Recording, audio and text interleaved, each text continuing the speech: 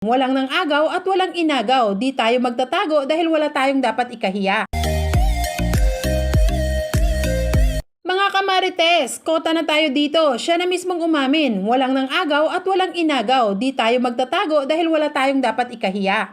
Ito ang ilan lamang sa binitawang salita ni Richie Rivero sa kanyang latest post kung saan ibinida niya ang natatanging paghanga niya kay Konsehal Lerin Bautista. Kaliwat kanan ang pambabato ng bashers kay Lerin matapos lumantad at nagsilabasan ang litrato nila ni Richie Rivero after the controversial breakup ni Richie Rivero at Andrea Brillantes. Marami nagsasabi na si Lerin umano ang babaeng kasama ni Richie nang maabutan nito ni Andrea.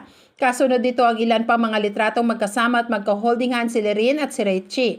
Ngunit todo tanggi pa din ang dalawa sa kanilang relasyon. Maging si Lerin di na napigilan pa ang sariling maging patola sa mga bashers na binabanatan siya sa kanyang pagtanggi sa obvious di umano na relasyon nila ni Richie Rivero.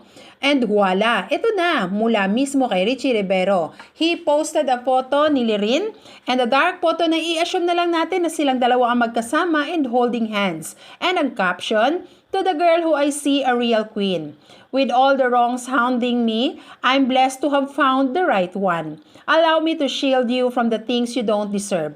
Hindi tayo magtatago dahil walang dapat ikahiya. Walang nang agaw at walang inagaw. Walang bibitaw dahil masaya tayong magkahawak kamay. I love seeing how you genuinely continue to help and care for people every day despite others trying to ruin your reputation. Rest assured, I will be with you in inspiring people to always be better.